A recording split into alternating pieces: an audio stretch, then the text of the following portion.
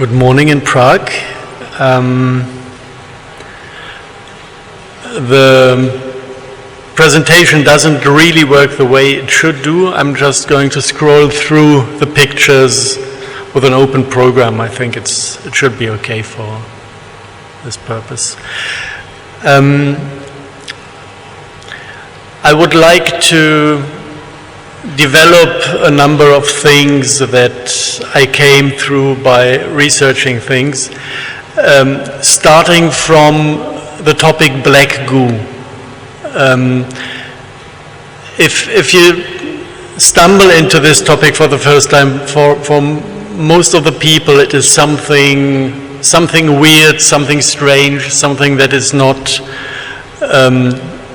important within the daily life. Once you manage to dive into this topic, you can realize that actually most of the things we are doing on daily life basis is driven, changed, ruled by this substance and this topic. So once you manage to understand what black goo is and what it does on this planet, it gives you a completely different understanding of the question, what rules our life, what turned our planet into the place it is now. And with this understanding of the planet and our history that I will try to develop, you also come to complete different conclusions, what steps could be taken next to change this world into a better world. I'm going to do this a little bit from, let's say, the story how I came to deal with the substance and with the topic, so that you can just pick it up as a story. And this is something that occurred in my life a number of times, that actually topics popped up and forced me to deal with them. And with the black goo topic it was kind of the same. It started with an invitation of a not so close friend who just phoned me up and told me, "Harold, I need to show you a documentary."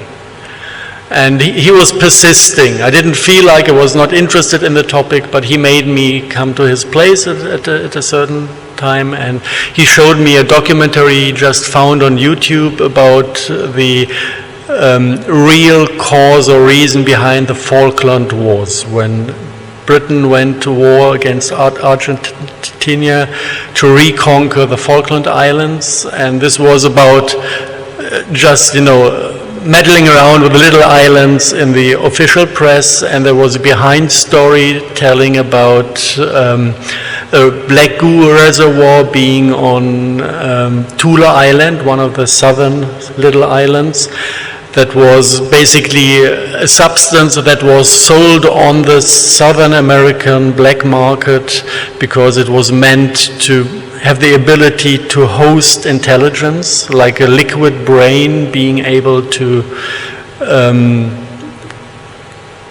build nanobots with swarm intelligence and all kind of weird things. So this was a very wanted substance, and the British people wanted to have this substance for themselves, so they reconquered the islands, brought the substance to Great Britain, and then tried to utilize it as, let's say, a substance to host artificial intelligence, to create nanobots with swarm intelligence. This was their intention, but it completely went wrong according to this documentary. And basically the substance of the oil already was intelligent, and it was inhabited by a very loving being calling herself Mother Earth, and she refused to be abused for military purposes. And while trying to still work with this sentient oil, the mindset of the people working with it was messed up. So basically the documentary said that half of the people working in these military labs went nuts and committed suicide in very cruel and or funny ways, and the other half kind of saved their own lives by finding to affirmation saying, please connect me to the one source, which gave them access to the collective consciousness of the planet. Being one with all plants, being one with all animals, being one with all humans, being able to communicate with every living being on telepathic level. And of course, after having reached this state, there was no sense in developing weapons to control or to go to war anymore. So they had to shut down the labs where they tried to utilize this substance. And that was basically the end of the story told in this documentary. This is like, you look at a story, it did not relate to my life back then. I was not further interested in the topic, so I just kind of stored it in the back of my head as something that came across my path. And back at that time, I actually was researching other things. I was researching the Morgellons disease, which is a transhumanistic technology developed by the elites to mind control basically every single human that is infected with this little fungi fibers or mycelium. And I was suspecting the Morgellon entity being part of German World War II bioweapon research. So I got in contact with people who not did the official history bit that is taught about World War II, but that did research underground facilities of World War II times, that went into the mines, into the bunkers, and had one-to-one contact with the equipment and the content of these facilities. And I met some of these people just to ask them whether they came across Morgellon research in World War II. And sad enough, they did not. I never got answers to those questions I had, but on one of these meetings, one of these guys doing this research just went to his car and came back with a box. And what he brought back was this. And he said this is some oil schist he recovered from underground facilities. There was about a ton of this. And he found it to be an interesting mineral. He didn't know what it is, and he said, actually, we managed to follow instructions we found to extract the oil from this oil schist, and it behaves funny. So what he found is an oil, oops. Okay, here we go. An oil that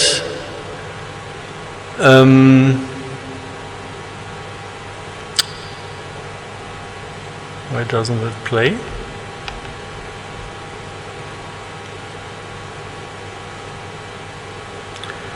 Okay, just a sec.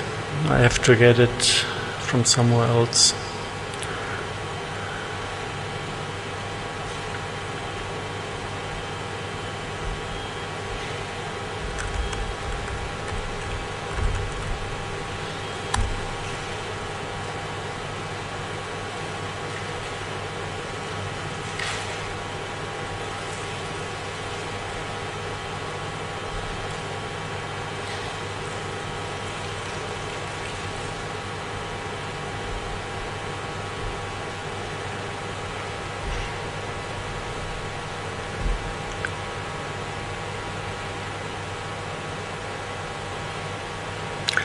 So you can see how it is forming a kind of liquid crystal.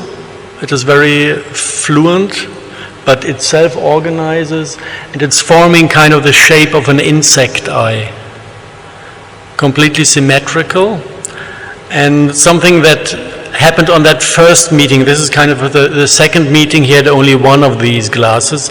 With the first meeting, he had two of these plastic containers with two eyes of this kind, and he demonstrated how if you put the two eyes in a distance of 4 to 5 meters, they started to react on each other, which went like the two eyes looking at each other first, then realizing, okay, there's something of my sort and I want to unify to one bigger entity.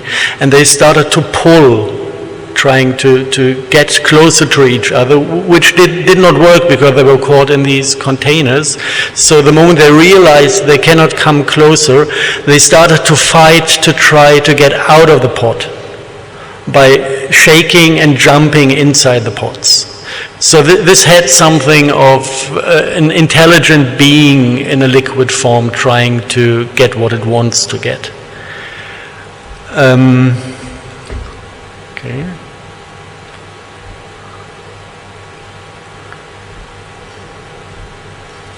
Sorry for the mess with the computers. So that was my first meeting with a substance that I had seen kind of in this, or heard about in the documentary that I heard before, saw before. And I told those people, actually what you're dealing here looks to me like black goo. And actually it did have an emotional impact on the people that were in that room. What I kind of felt was that I was getting cold-hearted. It was like a little bit the feeling you get in these big old churches, where you freeze and you have some kind of respect that is funny. What happened next is that I was a little bit in problem with the hotel we had the meeting, because they didn't have a room for me that night. And I was forced to sleep in the car at 2 to 3 degrees, so I was freezing to death. And then I just had a shower in a friend's room who still got one of the last rooms available. And the director, the manager of the hotel, started a fight with me because I took a shower, although I didn't pay for a room, just to warm up in the morning. And I realized that I was very, very close to beating the woman up. And I just realized that this is not typical for me. Normally I don't have the intention or the need to beat women. And so I realized just facing this substance did something with me. If I just felt into myself, normally the heart activity is somewhere here.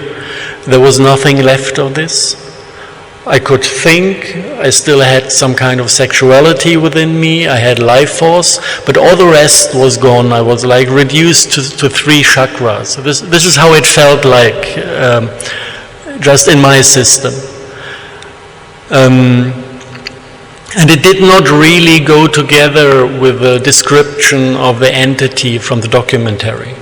But back then I had no clue. It just was, there was one type of black goo talking about in public in this documentary. I saw something that resembled the liquid. It had some strange properties as well. And it didn't do me good. So the next impulse was,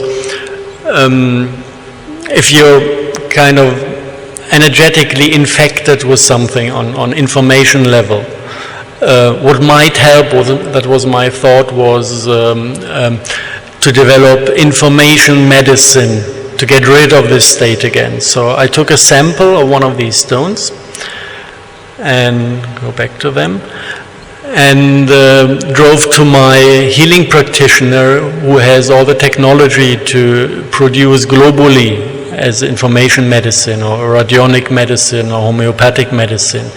And we took the information pattern from the stone and imprinted it on globally, following the theory that you can heal things with the information of the disease. You can heal a disease by introducing the information of the disease. So we produced medical globally from this black goo oil schist, and I took them in the hope to get rid of this funny state of myself, being so empathy-free and cold-hearted. And the thing that happened actually was very similar to the thing described by this British documentary of people reconnecting or connecting to Mother Earth. So the cold state started to disappear from my body. It started from the feet and went up, up, up, up, up. And after like 14 hours it reached my head.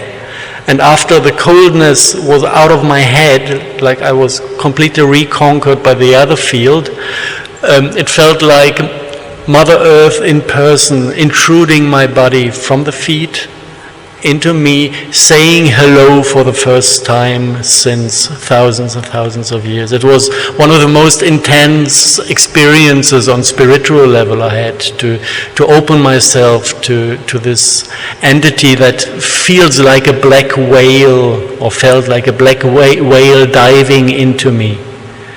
And it was a really warm welcome in a way. So at that point, it was the first time that I kind of realized that black goo is one substance, but there seem to be two qualities. One with 3 chakras that make you aggressive, cold-hearted, free of empathy, and one that has the full capacity of this planet, the full emotional set we can experience with love and joy and everything that makes us human. So that was kind of the first experiences I had facing this substance. And then once I've been into the topic, without even looking for it, more evidence came to me. Like trying to understand where this comes from. The next thing that happened is that Majid Abdelaziz, a friend of mine I'm into desert greening projects with in North Africa, he was hired to set up a weather station in Paraguay. And actually the area he went to was the area where the Bush family bought that big lot of land to have a place to go to if they lose North America as a family. And he said, funnily enough, our Chancellor Angela Merkel has bought a villa just close to Bush's farm or whatever they run down there. And another 5 kilometers further away from the village, where all these big people try to find a place to stay, there was a mountain area that was closed by military forces. Nobody was allowed to enter unless you're talkative and leave a little bit money here and a little bit money there and make friends with the soldiers. So he was allowed into this area. And what he brought back was this type of stone, which is basically sandstone with a little black droplets inside. He said there were other areas that were completely black. The stone was completely black. And from the sensation of this stone, it was very similar to the other black stones I had from the German researcher. It was like getting at your bioenergetics, and it also had this extremely cold and evil aura around it, this stone. And to test if it is really this type of material, all you need is take a little magnet and apply the magnet on the oil schist or on the sandstone, and when you move it on the surface, it's like shivering. The magnet is interacting on some unknown level of physics. I would call it, this is like quantum entanglement appearing, creating some gravitational force. So this is, you can feel it in your fingers that this interaction is happening. At the same moment, the magnetic field is kind of also washing out this information field and is strengthening the biophysical connection to the stones. So if you want to have sensations from these stones and you apply magnets, everything is multiplying. It's getting much stronger and more intense, what the things you feel in the presence of the stone.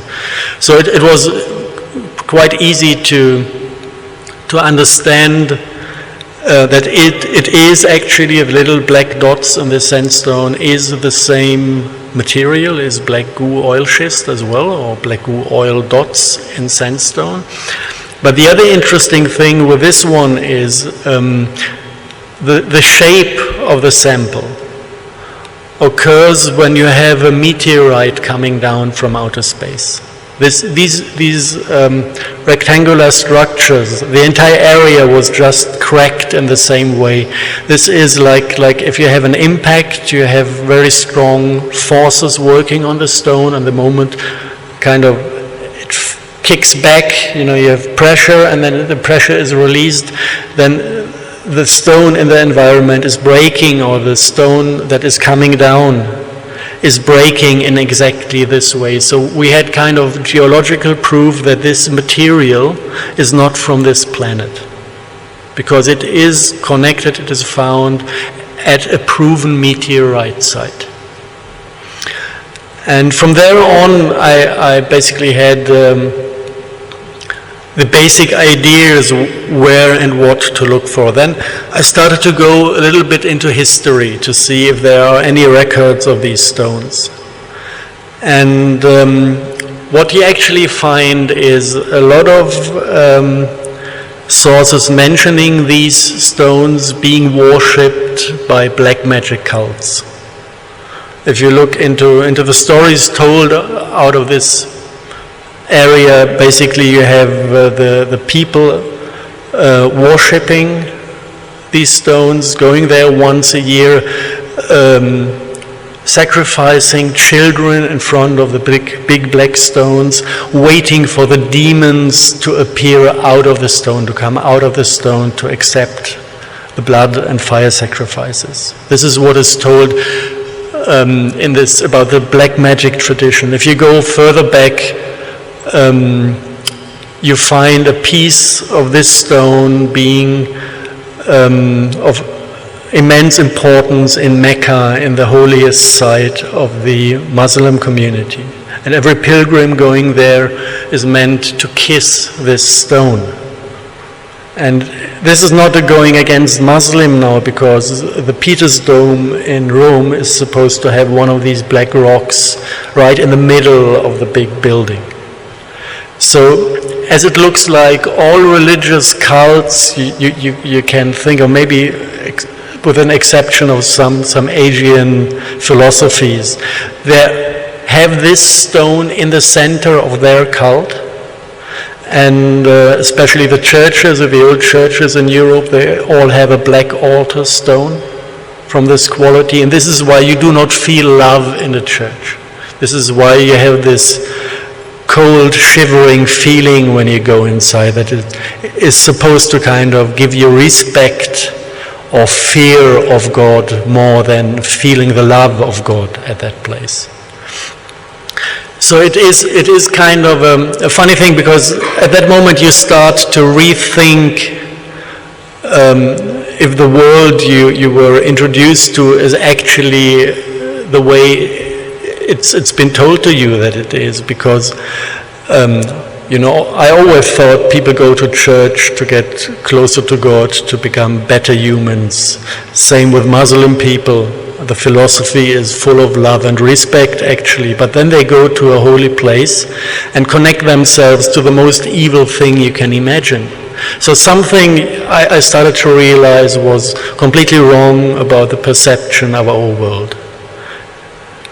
And so I continued a little bit to research the history. Let's see what comes next. This, for example, is the temple of Aphrodite. Had one of these stones in the center of the cult. If you look into the Eastern cultures, it is called Shiva's lingam, as an occult stone, and to protect people from the very strong impact of this evil information field outside of the times when it was in ritual use. They covered it with women's hair to kind of shield and protect the humans in the environment from the impact of the field being emitted by the stone. So there you have kind of, in the Asian tradition, you have the form it was brought into. It is a typical, a little bit looking like a 60s rocket, space rocket, typical form to recognize just the form and the looking of these occult pieces of black goo oil schist used in former times. And interestingly, the next one I came across were Turkish and Greek coins showing the tree of life in paradise, the one the apple was hanging on that Adam was convinced to eat. And left and right of the tree of life in the paradise garden, we have two Shiva's lingam. And this was like going, aha, now I start to understand what happened when we were deteriorated from paradise. This is kind of the core, this is the point where the core understanding started to come, what actually happened to us. Now,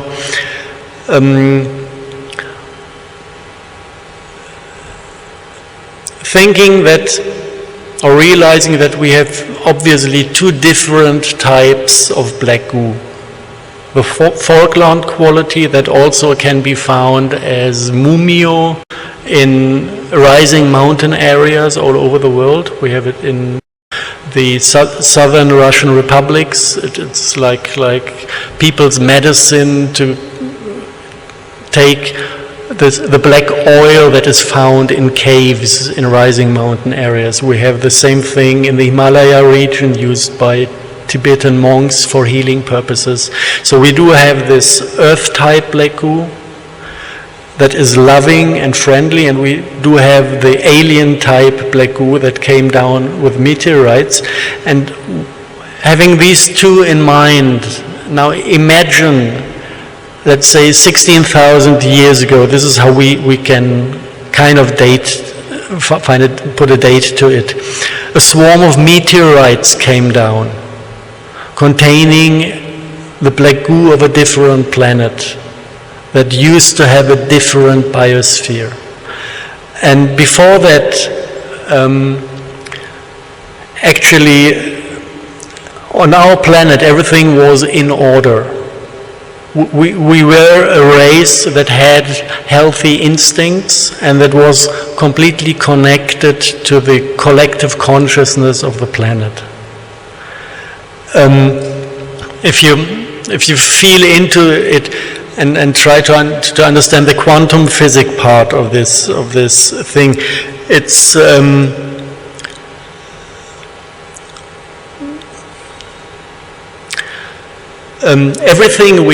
everything we sense, feel, and think actually is happening on biophoton level. A feeling is an exchange of biophotons in an annihilated state of a certain color and certain frequencies and certain patterns in between our DNA clusters. So if I think, my brain produces blue light in geometric figures. Most of the thinking is like in binary fields. If I have sexual feelings, then it is red light thing happening with a different geometry that goes in 90-degree angles. If I feel love, it's about green light, green to red, purple light, with angular structures of 30 and 60 degrees. So this is all kind of light exchange within the DNA clusters. And what the black goo seems to do on physical level is to collectively mirror all the biophoton exchange happening in the biosphere. Which is interesting because this is like we are individuals. Every being on the planet is an individual, regarding itself as an individual. But on the other hand, we can connect to a sphere that is also having biophoton exchange, and that is mirroring everything that is happening within the biosphere, within an immortal collective consciousness that is within the planet. So this is kind of the concept of black goo, how it should be on a healthy planet. The black goo, if you look at the cave system and the rising mountain areas, it seems that the black goo is actually the thing that is filling the ley line systems of a planet. And whenever you have rising mountain areas, sometimes the ley lines are cut off, and then the oil is coming through the stone, zipping out of the inner walls of cave systems. So this is kind of like you can put the puzzle together to understand how a biosphere should function. And now take an event 16,000 years ago when an alien black goo comes down with meteorites, and suddenly the entire biophoton exchange within the biosphere has the possibility to redirect from the Earth-type black goo to the alien-type black goo, just because it is closer. It was lying on the surface of the planet instead of being at 3 to 5 miles depth within the stone. So what happens then is that suddenly we are connected to completely alien instincts. We're connected to something that is giving us the instinct to be cold-hearted, free of empathy, and all the other qualities that can be felt within this oil schist, just by connecting to it and observing yourself what it does with you. If you want to exactly know what it does, just watch the ways of the German SS soldiers during World War II. They used these stones as decoration of their knives, as something to put on letters so that they don't fly away in the wind. Like they just occult substances to create things for daily life use. So they're all the time connected to these dark energies. And everybody knows what they did when they were conquering Europe, how cruel they were and how free of empathy. So this is basically what must have happened back then, and you can see this from these coins, like showing that actually the act of deterioration from paradise is connected to the use or the contact of humanity with this alien black goo oil schist in the Garden of Paradise. And I don't know how this happens, whether the soil around the tree was infected by the oil, or the tree itself was connected, so the moment you take the apple and eat from the tree, you introduce the substances you need to completely entangle yourself to the alien collective consciousness. And from there on, we kind of live in duality.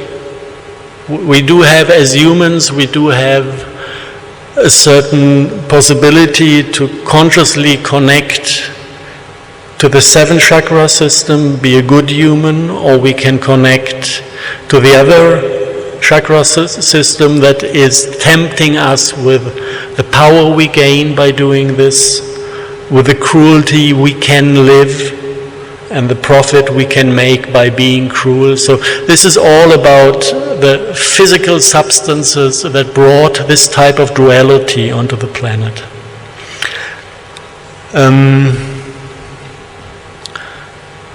Just one picture from the holy site of the Muslim people, the stone they're supposed to touch, also filled with black goo oil schist. And it goes on in a way that you need to realize that actually, if you look into the black magic traditions, when people went to worship black goo stones and then the demons came out of it, this is something that needs further understanding as well. There is one Hollywood film that very precisely shows what this is about, and this is the film Final Fantasy. Has anyone seen it? It's basically, the story is about a human couple. She's a scientist, he's, I think, a soldier, and the planet is completely destroyed by alien attaching spirits who suck out the life force of every living being on this planet.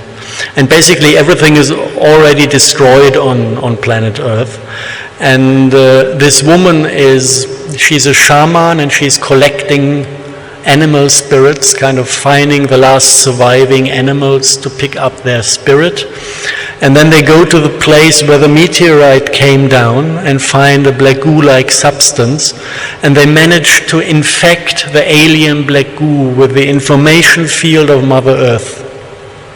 And then kind of Mother Earth manages to conquer the alien information field, healing the entire planet. So this is basically, I do not know who wrote the script for this film, but there's an extreme deep knowledge, because exactly the setup that is described in the film is the setup that is basically ruling the entire planet since 16,000 years, giving us this type of duality, giving us demons that for me appear to as the lost souls of a biosphere that self-destroyed and came here as a swarm of meteorites. So basically this is the liquid brain of a different planet brought here by intention, because I don't believe that even if this planet exploded, we should have had like thousands of meteorites without black goo and maybe one with black goo. But what arrived here is only meteorites with black goo. So somebody brought this here by intention to, by intention, infect this planet with this alien consciousness. And the entities black magicians are talking to must be surviving beings that are not incarnating anymore because they lost their planets, but are still there as the souls of these beings, being highly intelligent. And if you look at the pictures that people painted from, let's say, their visions they had from this type of reality, it seems to be a spider-like species that was running this planet that self-destroyed. So these are like insect biology, spider-like, extremely intelligent and highly developed.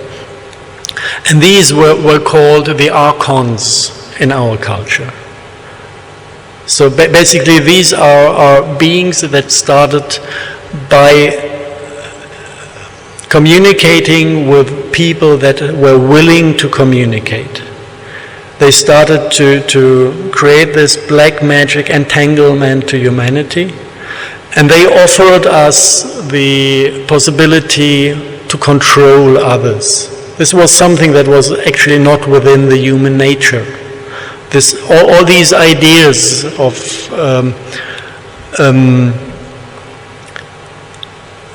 running a biosphere not based on love but based on different emotions. This is what they kind of introduced to this planet. So the first things that came from the black magic rituals was blood and fire sacrifice.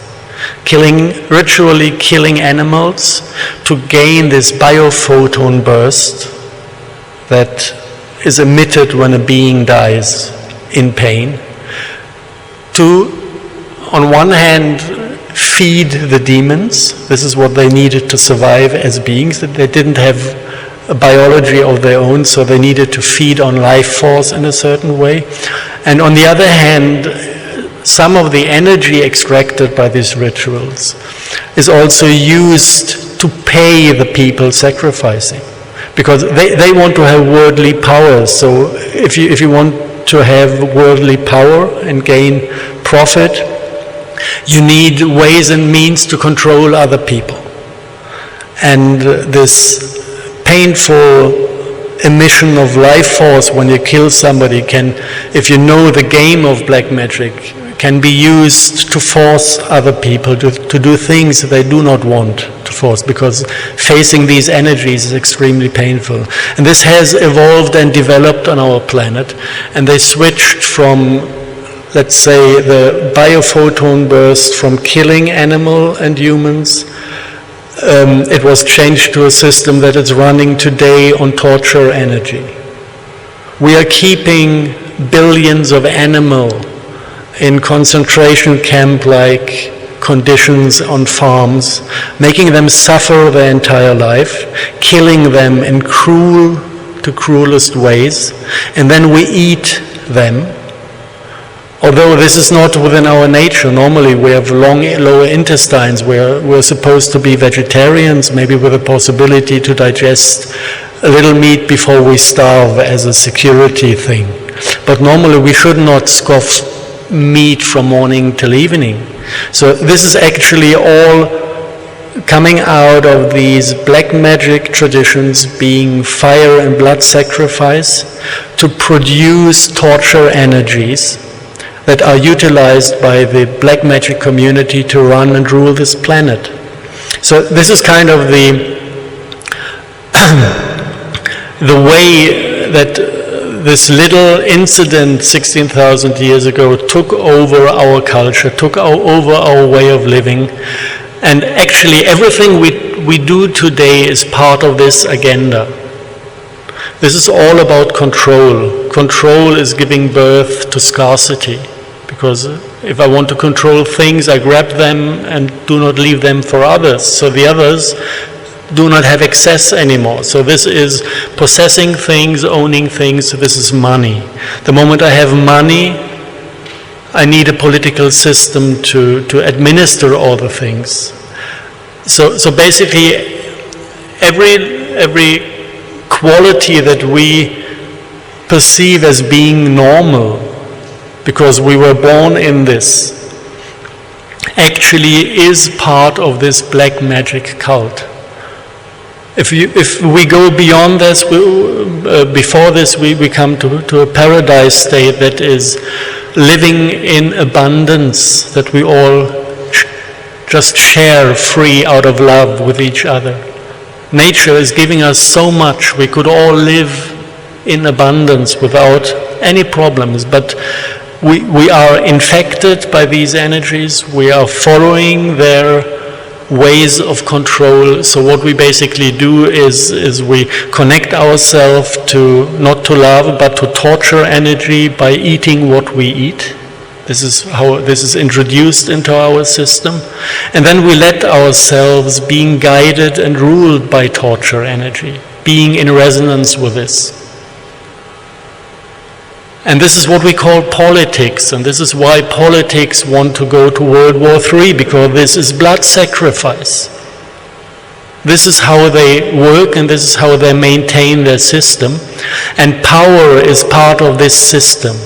We cannot solve a problem by replacing one governor by another one, because the concept of governing is black. We cannot replace a currency by a better currency, because the concept of money is black. So this is kind of, once you start to understand the ways that were introduced by this agenda, you start to realize that we are completely infected. It's like normally we think we are humans, but suddenly we realize, no, we are just one big piece of cancer that is running around with the things we do and the things we live. Realizing that this is not human, what became normal. And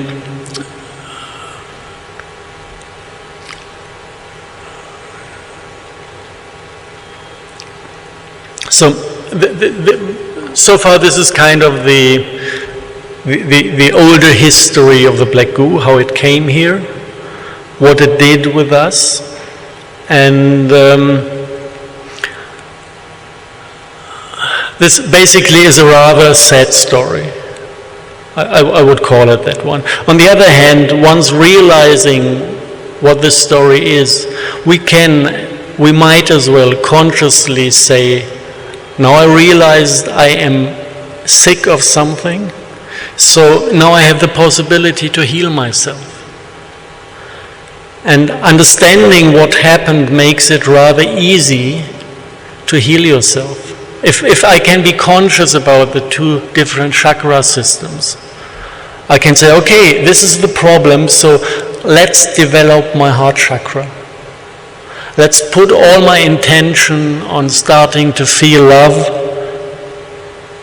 in my heart chakra. If I realize actually the brain that once was a very, very intelligent tool to get what we wanted to have from the heart, completely took over control because the other half was erased by connecting to other things, I can realize, okay, where do I locate myself energetically? Everybody has a sensation of himself being somewhere. You know, the autistic people, the dreamers, the ADS, ADHS children, they are somewhere out in the field. They're somewhere hovering around in open space, not being identified with their body anymore. This is one option where you might find yourself as a being. The other option you might find is being 100% identified with your mind. This is where the black reeds want to have us, because this part is binary, it can be controlled. Some people might still be connected with their heart, being always in the middle, like being centered in the middle of their chest. Lucky ones. There are not many of this type left on this planet. Most of the people, I guess, and this is what I experienced with myself, was that I can consciously take all three positions. I can hover in the field if I want to, I can dream myself away, then I'm somewhere out in the collective, making me very sensitive to what is happening on one hand, but not being incarnated in the way it should be actually. I can be in my head thinking, and I can consciously pull myself into the heart where I should be. And this is something we can train. We can train and learn, and we can just heal ourselves by becoming aware of where we are. And this is actually what brings us back to the way of being we were created. If we pull ourselves into the heart, suddenly I discovered extreme interesting abilities. Once I managed to pull myself into the heart, I realized, or I've been shown by people who were a little bit more advanced than me, that down here it is possible to decide. In a way I have never decided things before. Like the doctors say, we are split in the middle, we have the consciousness and we have the subconsciousness, and the subconsciousness is not visible to us. This is bullshit. This is what the doctors say. The subconsciousness is not visible to us because it is so ugly that we don't want to have a look at it. This is all the crap we've been pushing away for hundreds of incarnations because these are things we did we do not want to cope with. We do not want to have a look at this. So all the evil, all the dirt, all the ugly things are pushed away and became what doctors call the subconsciousness. There is no beauty to be found over there. But there is a lot of spiritual growth that can be found down there if we clear that mess up. So what we do have is, for example, the possibility to identify with the heart, to pull yourself into the heart chakra, and then to consciously decide to feel this again. I can go down here and say, I feel my pain. And when I do this from the chest, immediately I do feel my pain. I do feel my anger. I do feel the evil that I lived. So this is kind of the door to reconquer the subconsciousness. And this is something everybody can do with himself. And this makes us conscious beings again, fully conscious beings. And the trick is, like the straight emotions can be directly accessed. Most of the people are full of fears, subconscious fears, and the fear is always a door. If fear appears, you can decide, I enter the fear as a portal. And then you're thrown into your fears, you feel them, and if you don't pull back, behind the fear you find a topic. So it's just a kind of a door to enter, to clear up whatever is behind, and you cannot know in advance what you will find. Normally it's a big surprise, and normally the fear of the fear or the fear of the emotion is much worse than the thing you find behind that door. So we do have ways and means and possibilities to completely clear ourselves, become fully conscious beings again. And this opens the second possibility, to become fully empathic again. Because empathy is the normal state of our biology. We should be connected with everything and everyone. We should feel our fellow humans, we should feel the animals we are living with, we should even feel the plants. But we cannot feel anything if we don't even feel ourselves. So becoming fully conscious again is the first step. And the second step will be becoming fully empathic again. To develop the ability, not only the ability to feel other people, to develop this as a normal state of being with the inability to disconnect. And this is what the return to paradise is about. To come into a state of mind where we are not able anymore to disconnect from anything when it is in front of us. And this actually, if you think about it, imagine all the people on the planet being dropped in this state of mind. What would happen?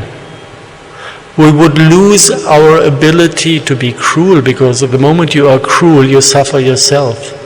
We would lose our ability to destroy this planet, because we would feel the suffering we cause by destroying. And most of the people kind of hope that we might one day become intelligent enough to stop destroying. This is what I find out there with the most of the people hope that kind of being rational will save us. And I really believe that this is the wrong way.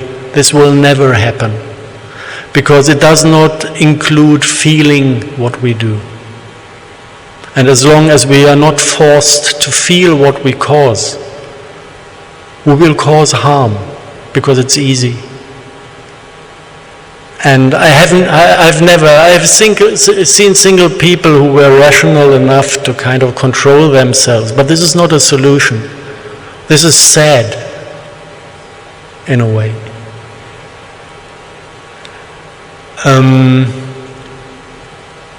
So this is like the path that becomes visible when we think about how can we return to paradise. And this is, in a way, it's not an easy one. It's not an easy path, because first we need to go through our own bloodshed, to realize what we have done during the time and what we are still doing to this planet today. We need to feel what we are doing to this planet. And if you should at a certain point decide to take that as the first step of empathy, if you clear yourself, become fully conscious, and then say, I feel the suffering of Mother Earth. This connects you to the collective field of this planet, and then you will feel what we do to Mother Earth. And this is extremely painful, what we do. We kind of took most of their cuties, all these little animals, we took them and put them to prison and make them suffer. This is not nice, but this is what we do, and this is what we decide that it should be done whenever we go to the supermarket and buy a piece of meat. And we can do this because we do not feel the consequences of our own doings. So turning back into the other direction first means to accept that we have to go through a phase that is painful, but actually it is our pain that we have to carry because we produced it. This is about accepting your karma out of free will, in a way. And afterwards it's getting better. Once enough people are willing to carry this burden and to accept that this is what we have to feel at this point of history, things can improve, things can get better. And I can just say that I really, really hope that enough people will wake up to this truth, will just invest the time and the effort to clear themselves and to become conscious beings of this planet again. And then I can promise there will be a lot of beauty, unfelt beauty in this way of living that actually we all wish to have. I'm 100% sure everyone would love to return to this state of being an emotional being, feeling the full spectrum of life, joy, love, compassion. Everything is actually there. It is accessible. But you cannot kind of pick out the nice feelings and try to push away the ugly ones. And I can just say this from my own experience. Once you rediscover this emotionality, every emotion is welcome, because feeling is something so beautiful. And this is how we were made, this is how we were created, this is what we actually should or can return to if we want to. And yes, sad enough, society is still a little bit far away from this point of returning.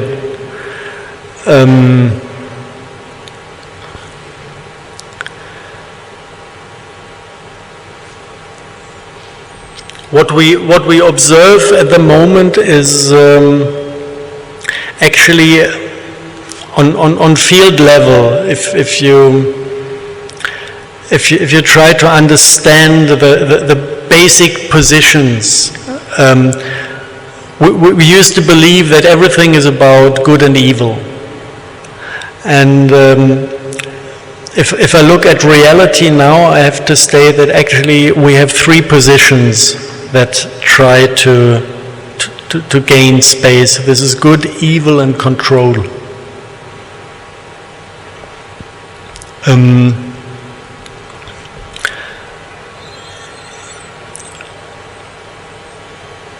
And this has to do something with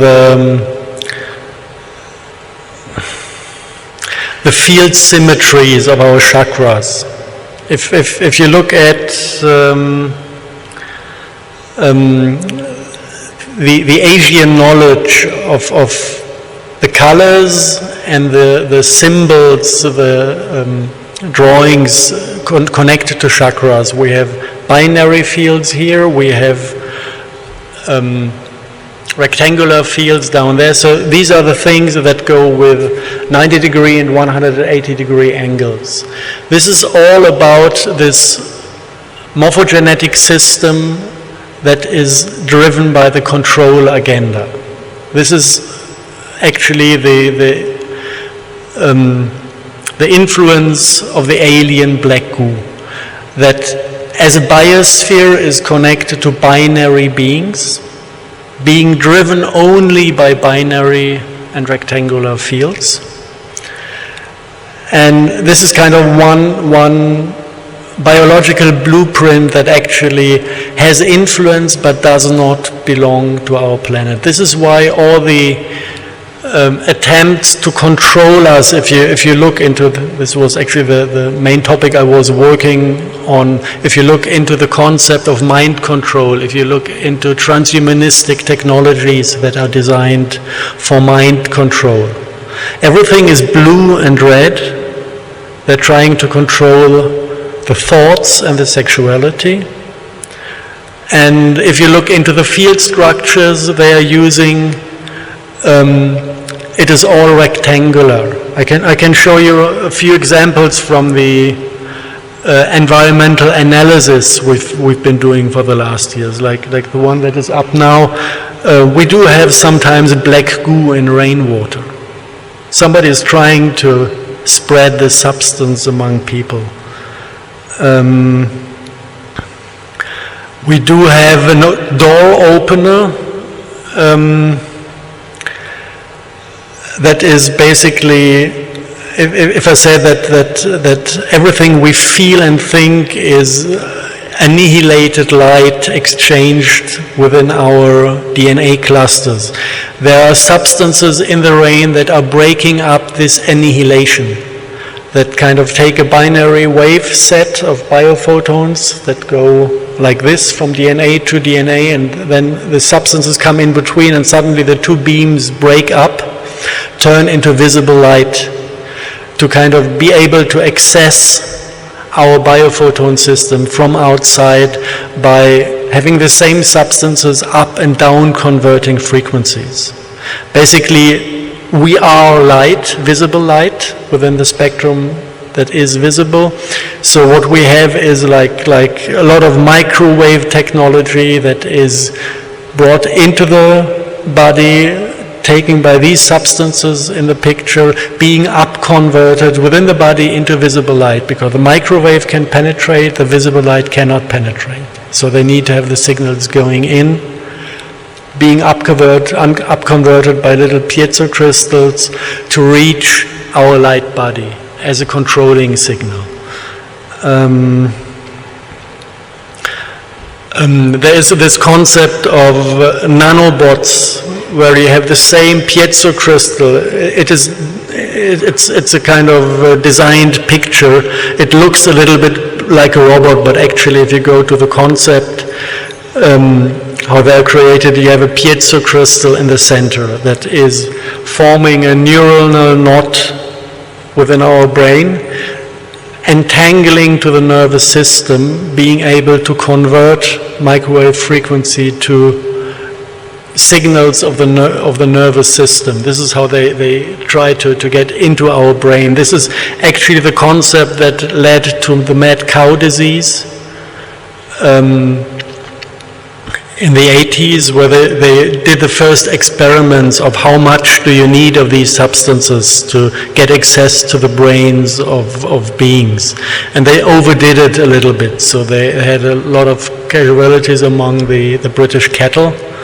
Now it is kind of balanced, so we are all connected by this interface, and only a few of us die of Creutzfeldt-Jakob, which is the human form of the mad cow disease, when something with the immune system is not working properly. So this is one of the technologies that they use within this control agenda. This was the Morgellon fungus I researched as a disease is also like a possibility to bring little antenna systems, the hollow fibers of the mycelium, bringing an antenna system that self-assemble with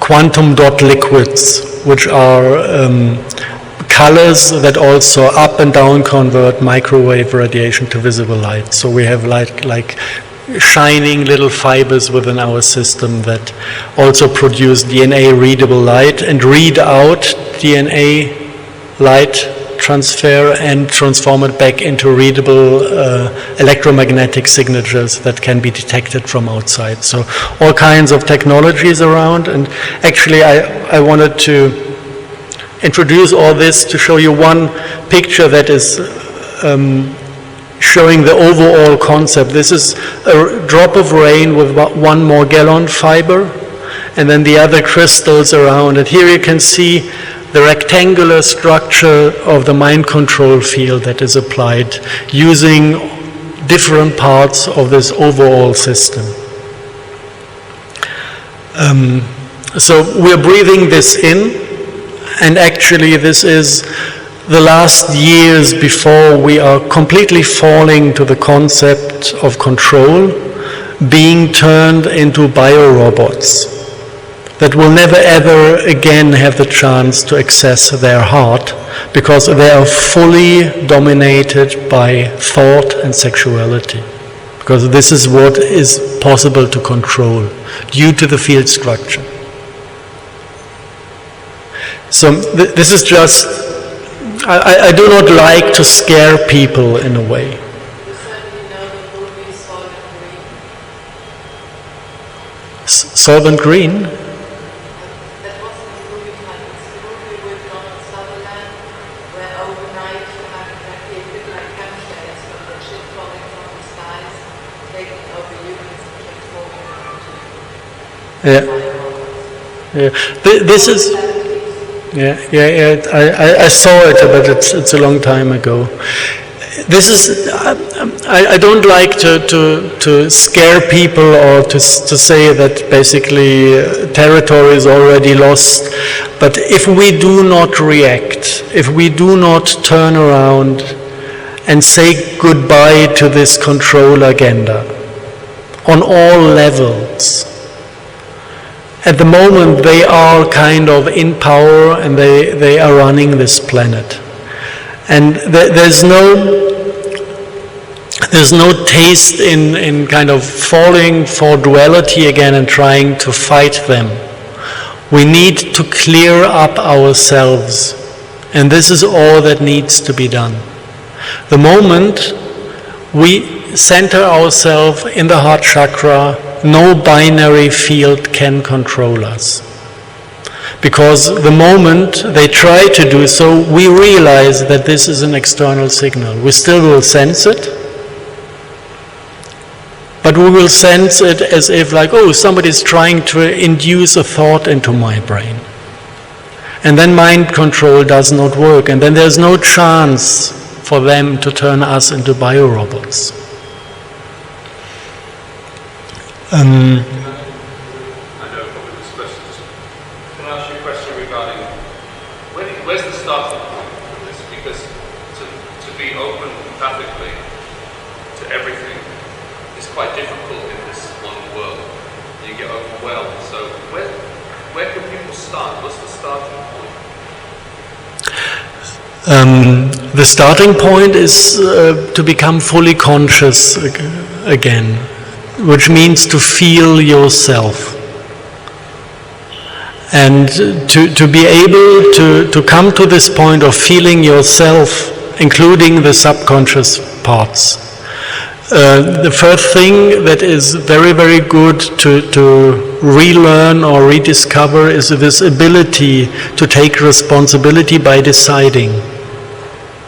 And this can be done only in your heart. You cannot decide things with your brain and expect that it works. The brain is just talking, but it's not doing anything on field level. The heart is the center of power, and if you decide in your heart things concerning yourself, the change comes immediately. Let's say you haven't felt something for a long time and you lost access to the feeling. You go to your heart and you say, I feel this again, and it will take you immediately. So this is where our power is. This is where our ability to be self-responsible lies, within the heart chakra, identifying with it, completely visualizing where is my center. Once you find your center, pull it down here and then speak out of your heart to yourself. And whatever you say out of this position happens. And this is a miracle I did not expect.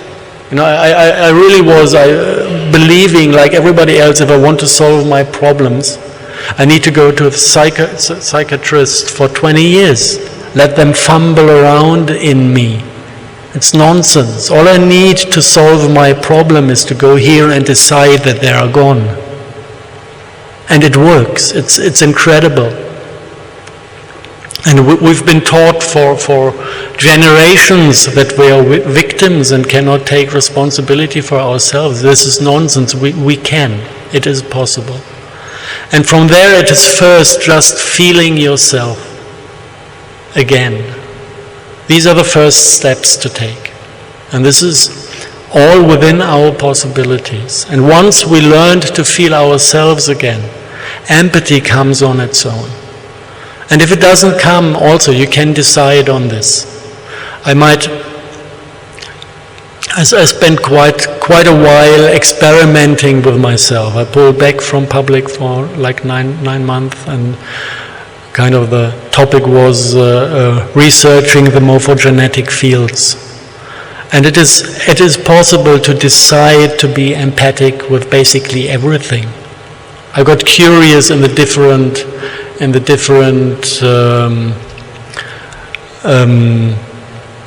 collective fields of different countries, like how is Syria?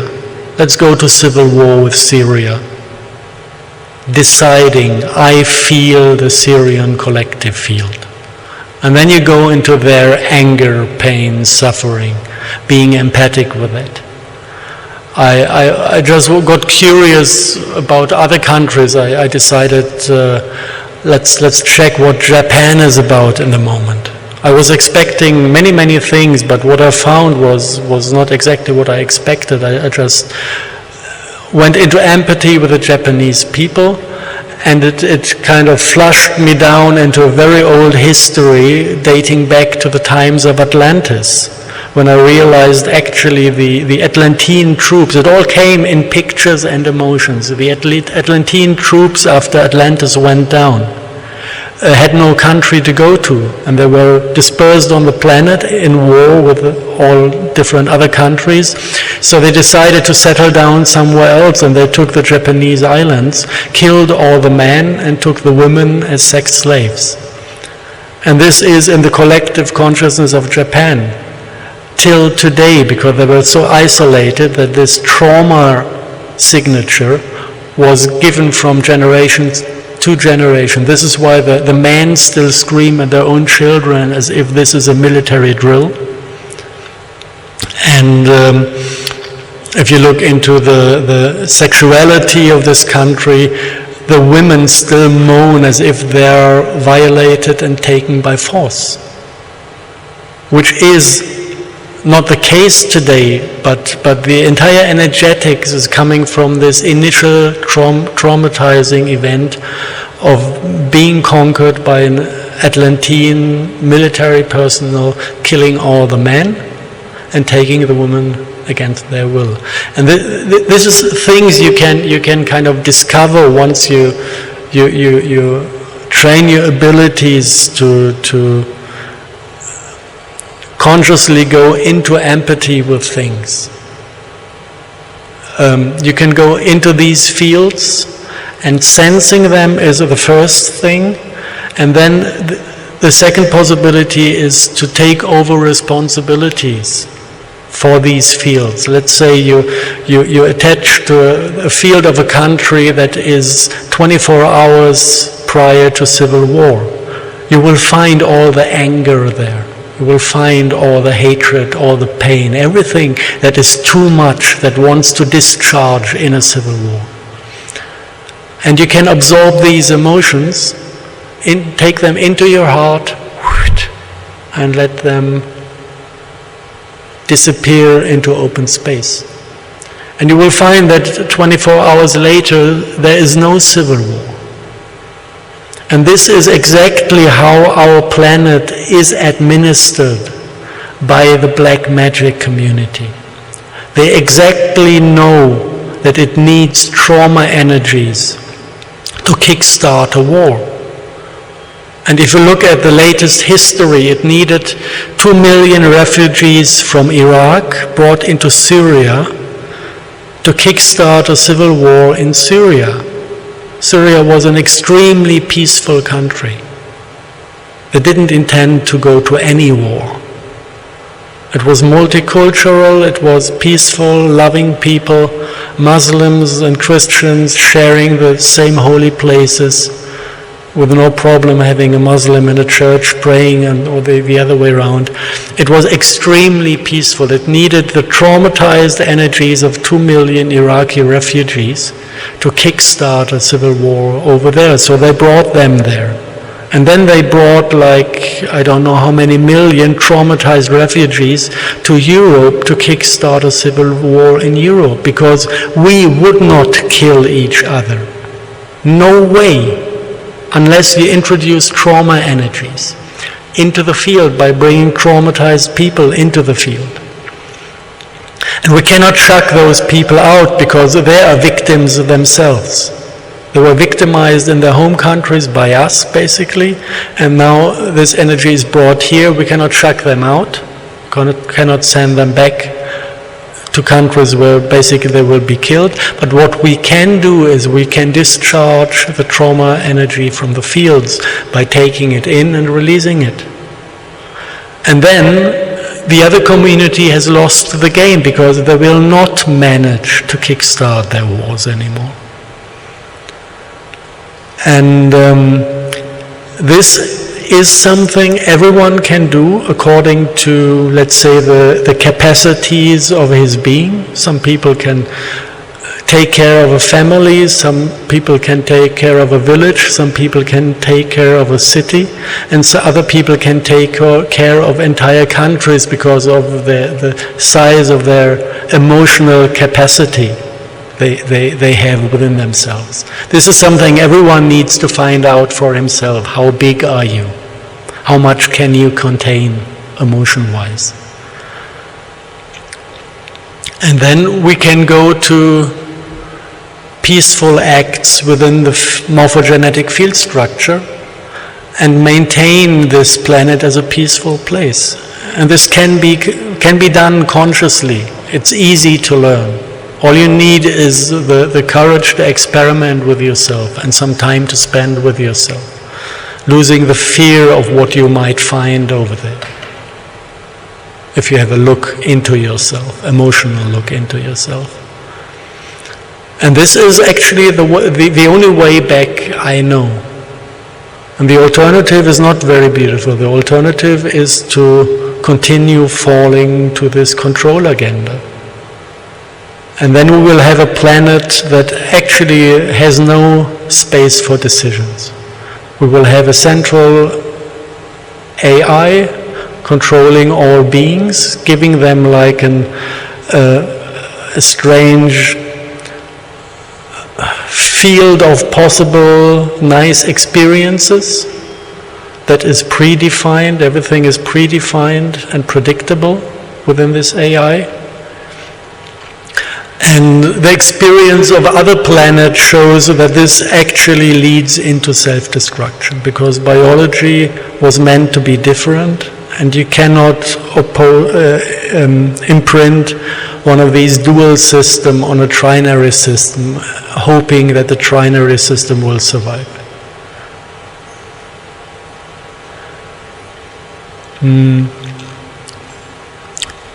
So this is kind of I don't know, was it possible for you to kind of get the big picture of what is happening here? Or does it somehow collide somewhere with your experience, or is something, didn't I go deep enough into details here or there to enable you to grab what it's about?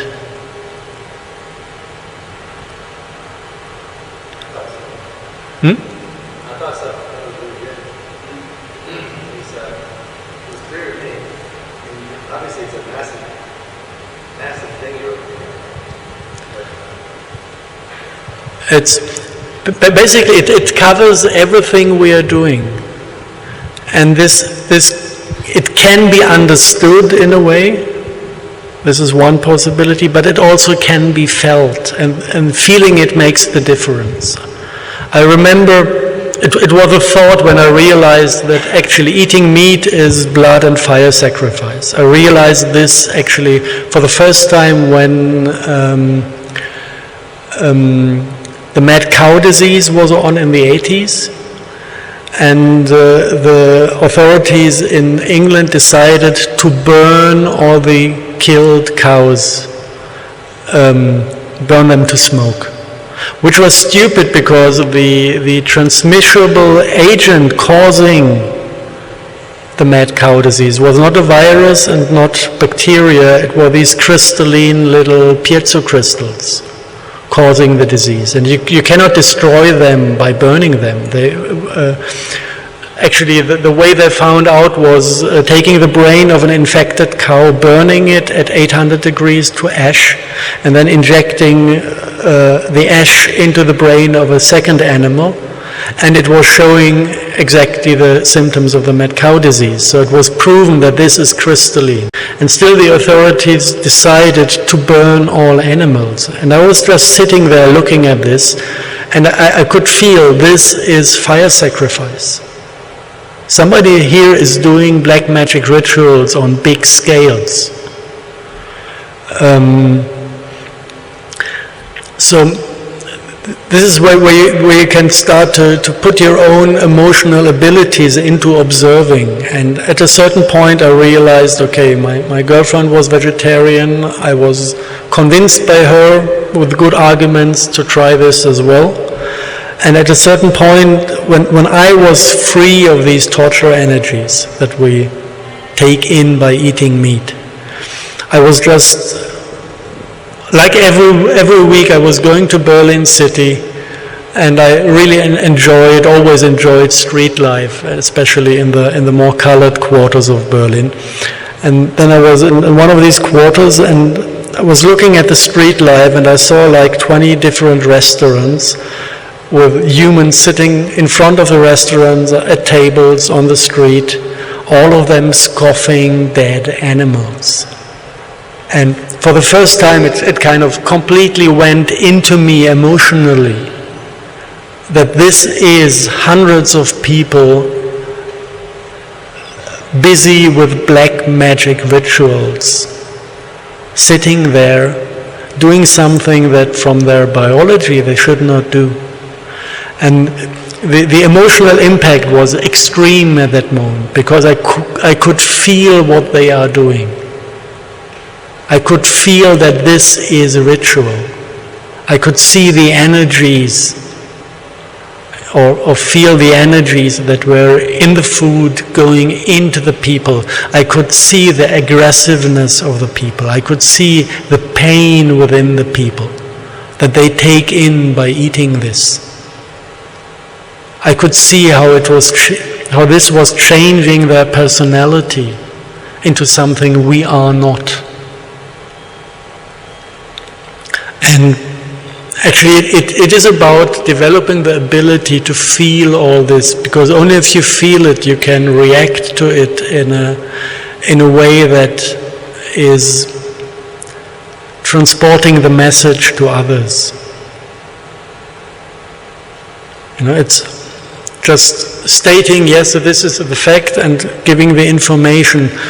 It will not inspire others to open themselves for being emotional. What does inspire others is being emotional and letting them feel, like igniting their empathy for the moment, letting them feel that being emotional, that there's nothing bad about it.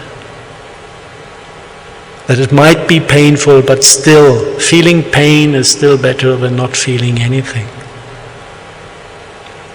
And this is something we can just live, and we can inspire other people to do so. And this will bring healing. It's the only way, for the moment, this is the only way I can visualize, I can see that will bring healing to this planet, because this is exactly the disease we're suffering from.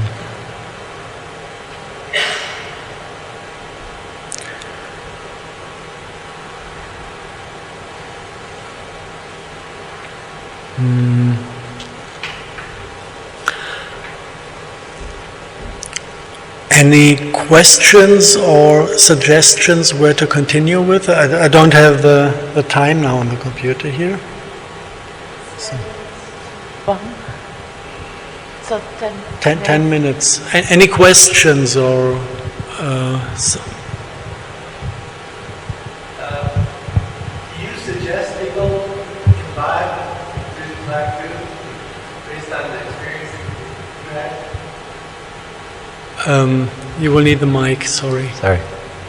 Do you suggest people take good black goo based on the experience that you had with your connectivity being restored? I decided to trade the Globally.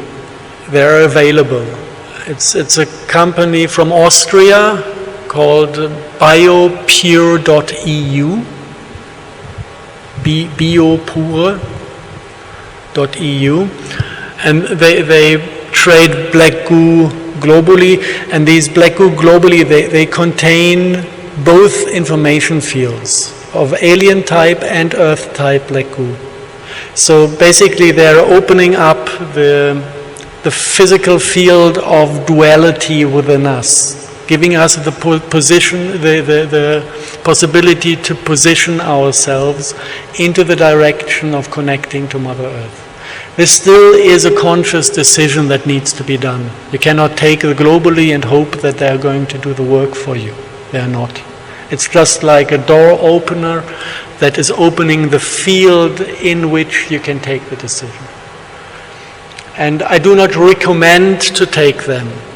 I just offer the possibility to take them because once you open this field, everything pops up that connects people to this dark agenda. So if you had like former life experiences,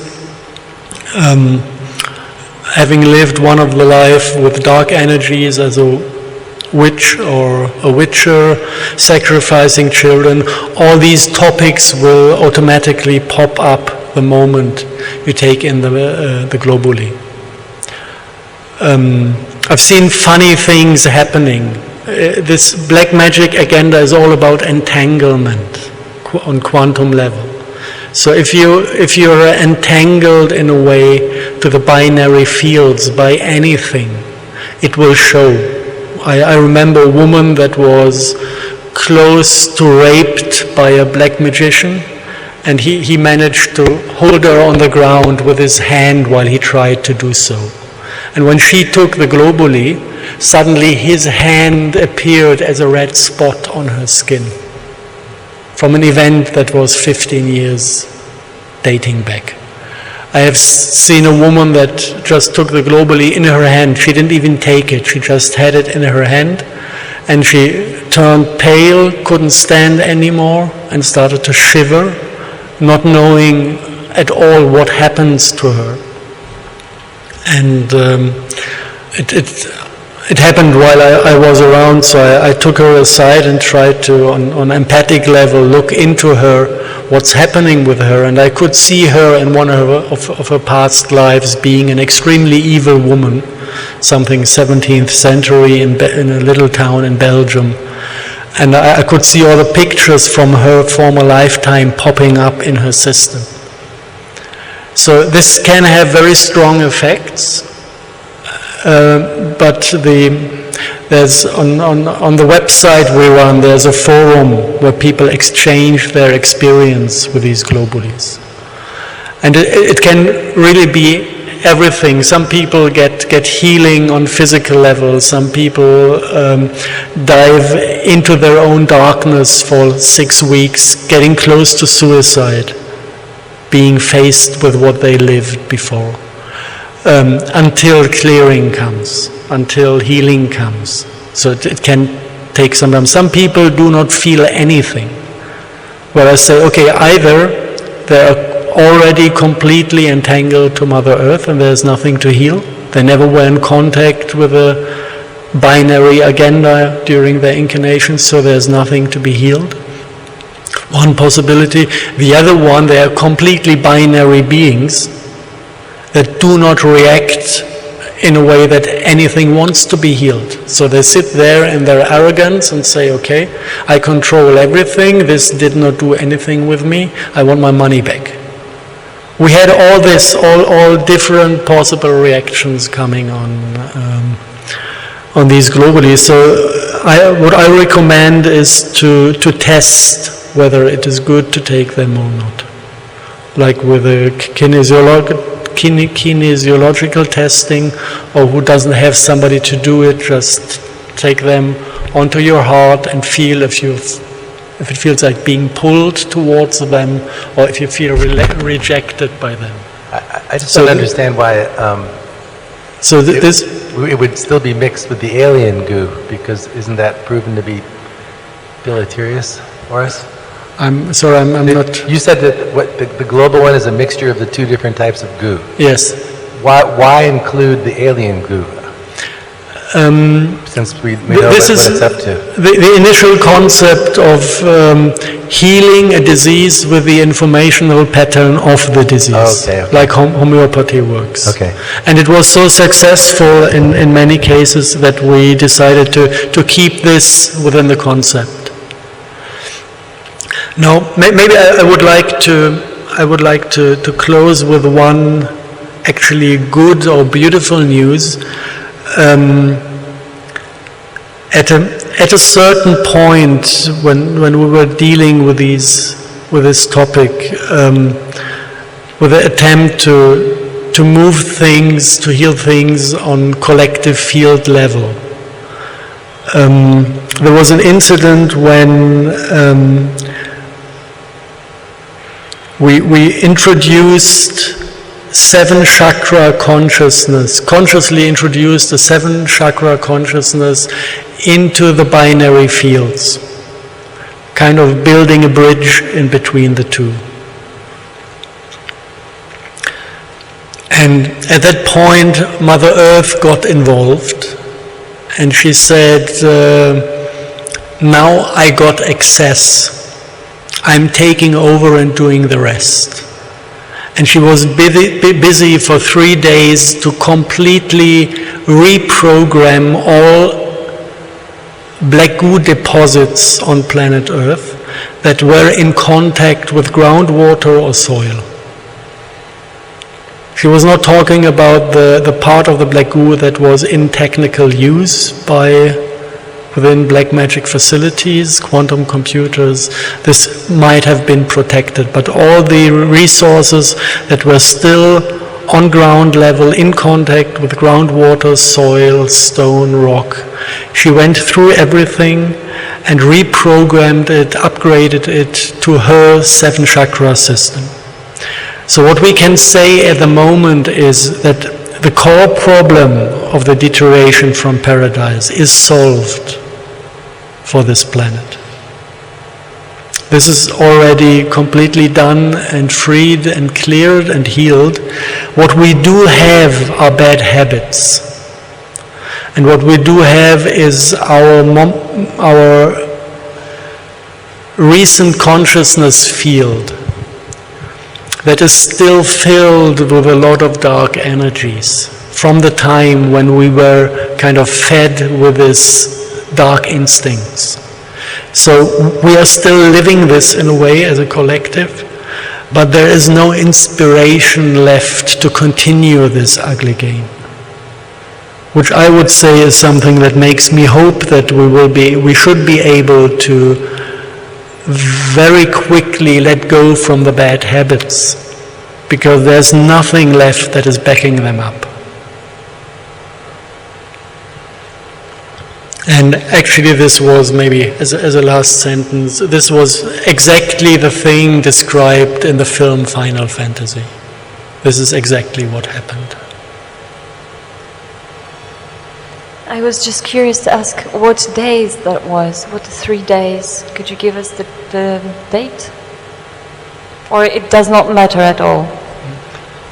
I'm not getting any... I wanted to ask you about the date. Could you give us what 3 days there was? Or is it not relevant at all?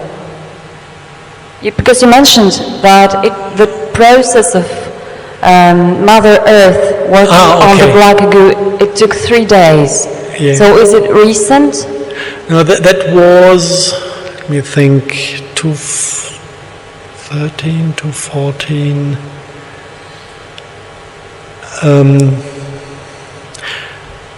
I don't exactly remember the date. It was end of 2014, beginning of 2015. So this is like 1.5 years ago that it happened. So we are out of this mess already for quite a while. And I don't know why it took 3 days. This is what she said. And it was impossible to reach any other entity on the astral level because everybody was extremely busy during the 3 days.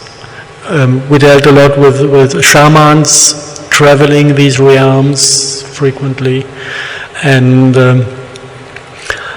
it was completely impossible to get anyone to communication during the 3 days because everything was a mess up there, because she went through the fields and did it.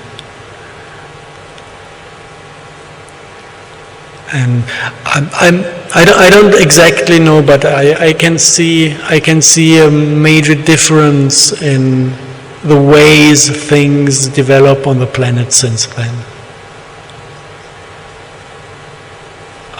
Nobody would have expected Assad to survive, and he's still in power. If you look at the war between Saudi Arabia and Yemen, miracles happen. There's a ground offensive by Saudi Arabia. The king says, now we just ran over Yemen, and 10,000 Saudi soldiers pack their stuff and leave home in a country where people are still beaten to death on the streets if they don't follow the rules and the wishes of their king. And I have the strong feeling that things of this quality can happen now. Before it was impossible.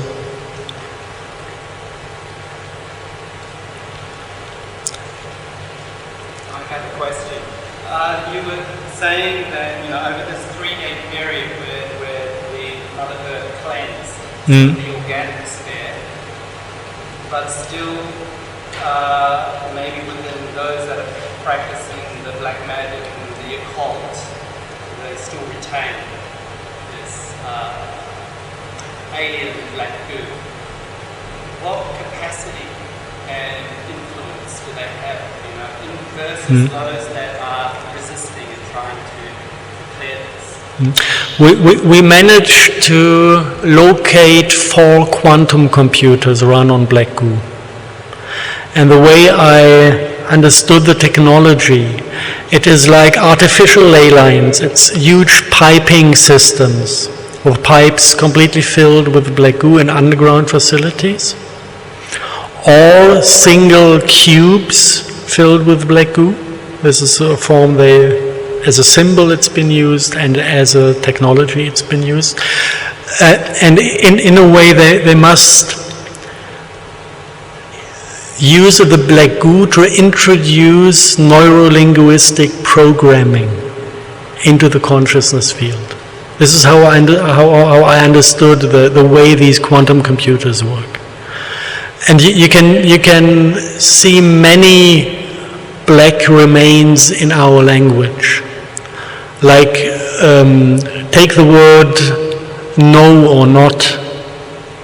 In physics it does not exist. If you go to the street as a peaceful human and say no more war, no more bloodshed, the quantum vacuum is reading more war and more bloodshed. And this is the type of neuro-linguistic programming that actually was first given, I don't know the English term, the 10 laws given by the wrong gods. Do not kill. This is already the first neuro-linguistic programming, and I wouldn't be surprised if the stones it was written on were made of black goo. There's no hint to this, but I wouldn't be surprised. And there were like four quantum computers, one in Vatican City, like 1.5 kilometers south of Vatican Center, one in the city of London, one in Germany in a World War II facility, Mittelberg. This was the one that we got detailed plans from, and eyewitnesses who went down underground to have a look at the facility.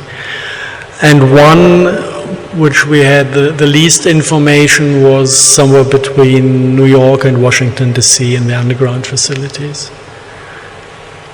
And this is basically the part that could not be reached and healed yet, because it is run in technical facilities.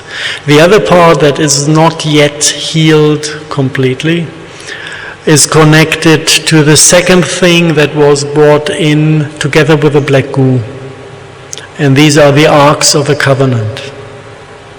We had a record of 4 arks known. One is the box of the Pandora, the only one that is claiming the content in a correct way.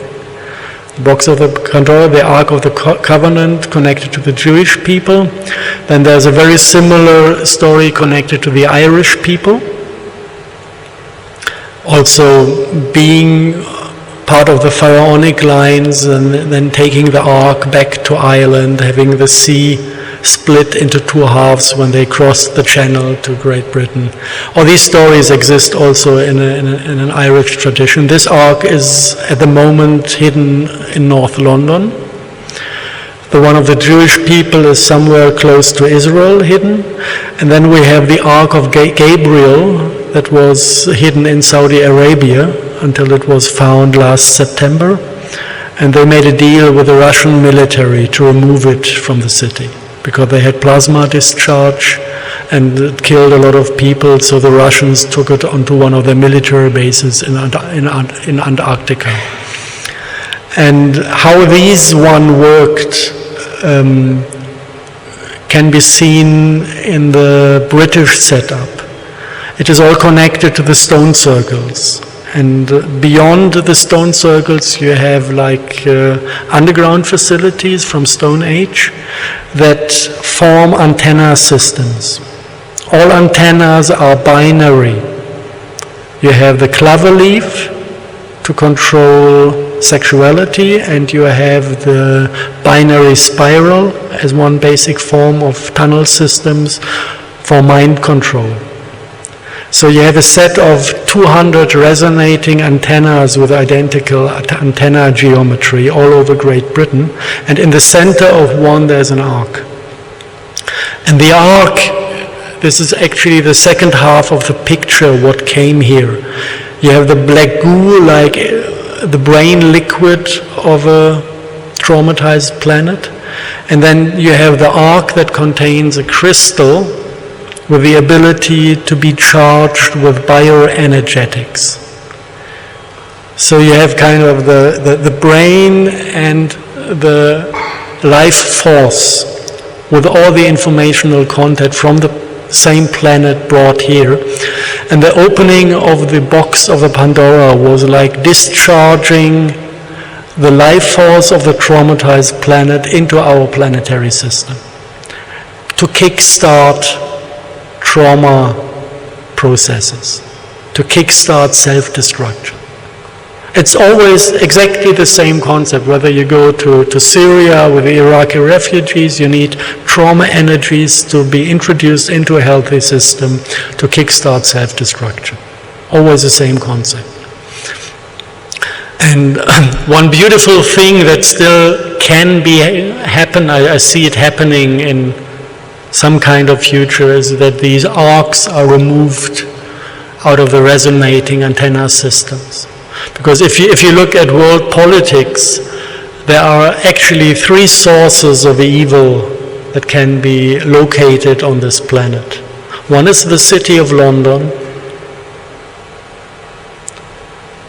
which we have all the colonial disasters coming from the British, within the British colonies.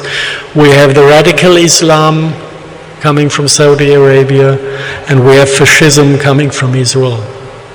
So the three sources of the evil are 100% connected to the geographic positions of these remaining arcs. And this cannot be a coincidence. So we should remove this trauma energy somewhere else. Fire it back into outer space or do whatever can be done with them. And this is kind of the second half that still is in position, although the black goo is already healed and taken over. The trauma energy is something that can also be introduced into Mother Earth's energetic system, because she has the capacity of pain, fear, and all the negative emotions. So it's not, you do not need the alien black goo to process these energies. Trauma is trauma. So this is something that is still waiting for a solution.